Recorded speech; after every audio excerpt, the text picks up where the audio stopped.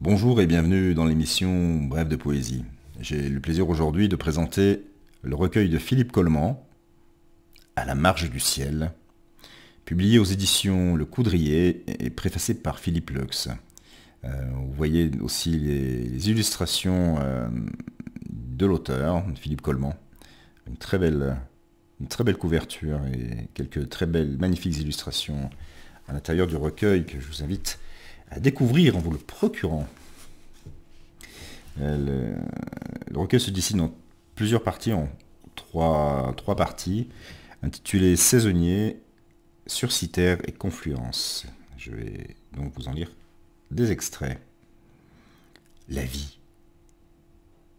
La vie est un lieu dit, un bout de terre à nous, dans le jardin des simples, où poussent pêle-mêle les herbes et les rêves de nos 4 saisons. La mort. La mort est un non-lieu au tribunal du temps, une gare inventée d'où partent chaque jour des trains sans matricule, pleins d'âmes archivées. Mai éclos de fleurs blanches et bruissent de vie neuve. Un grand rapace glisse là-haut, dans le bleu dense, mais ce vaisseau de plumes ne laisse aucun sillage. Il est vrai que la grâce n'a nul besoin de preuve.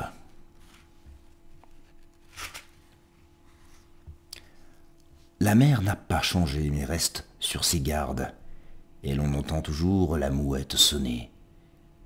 Personne ne décroche, redoutant la nouvelle, probablement mauvaise.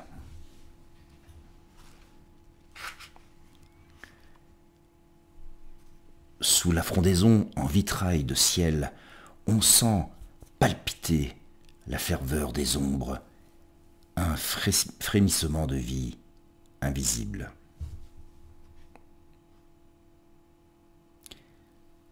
Le parc tombe à genoux dans sa bure d'automne. La ville se referme sur ses quartiers rangés. Aux fenêtres, les lampes n'éclairent que l'attente, car tout est à refaire avec ce peu de nous.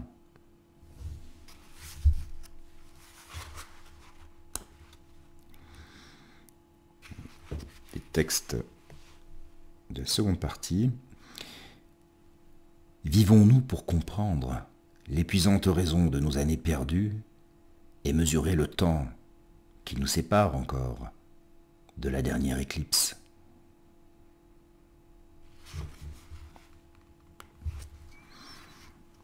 Filante silencieuse à la marge du ciel, un train pourfend la nuit de sa puissante étrave.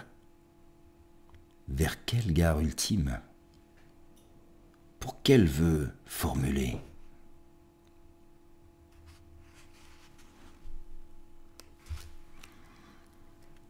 Le sable fuit le vent que l'oiseau apprivoise.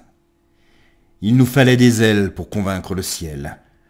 Nous n'avons que des bras et des châteaux de sable.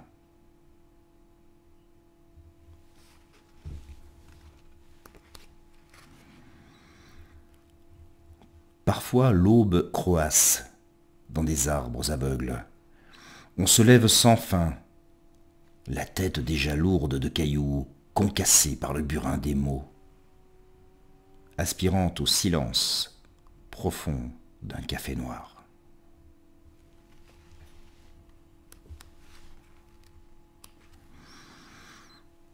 Aux amis nous devons les vertus de l'épaule, une voix au chapitre, la clairière d'un cœur dans la dense forêt de notre encerclement.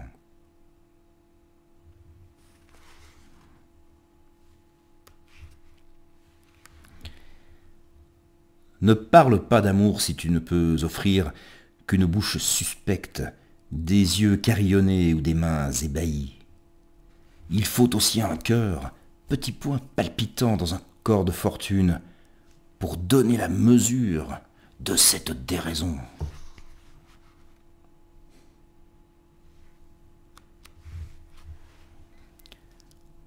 Ballon, marelle, bille, tout est resté là-bas. Le génie de la lampe est mort avec la mèche. On glisse à la godille sur le canal des jours, en pensant quelquefois à ses rêves d'enfant.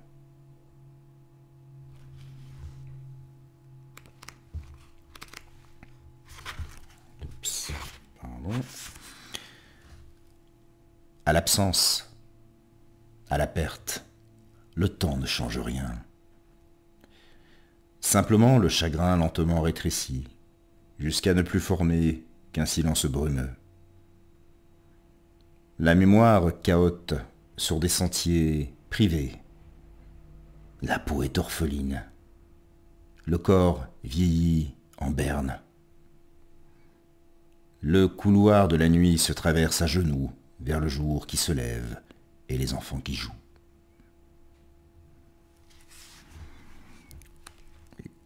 Quelques textes tirés de la dernière partie. C'était un tout petit matin serré dans un manteau de tulle, peau fragile de gravité. Le jour entendait murmurer que l'automne couvait dans l'ombre la tendre promesse du don. Je regardais l'amour jouer dans le jardin des connivences et troubler l'eau de mon étang. Le cœur est comme un tournesol, le mien puisant dans ton soleil, la lumière et le sang. La vie.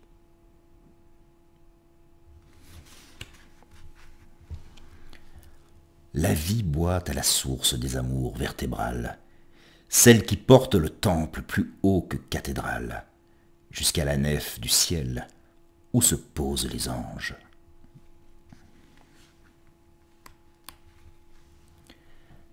J'ai des doutes sur l'infini.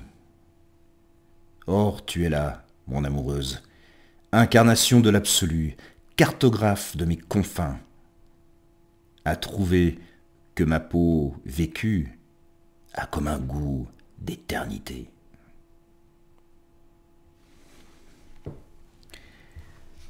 Et un dernier texte. À mes yeux fatigués, à mes yeux abîmés, nul besoin d'autre ciel, nul besoin d'artifice. Je ne veux que ta carte pour trouver mon chemin. Voilà, de magnifiques textes de Philippe Coleman, des extraits de À la marge du ciel, publiés aux éditions Le Coudrier. Et je vous le recommande, magnifique recueil. J'ai toujours du mal à sélectionner des extraits, ce qui est plutôt bon signe. Bonne journée, soirée en poésie. Je vous remercie pour votre écoute et votre fidélité et vous donne rendez-vous pour une prochaine émission. Au revoir.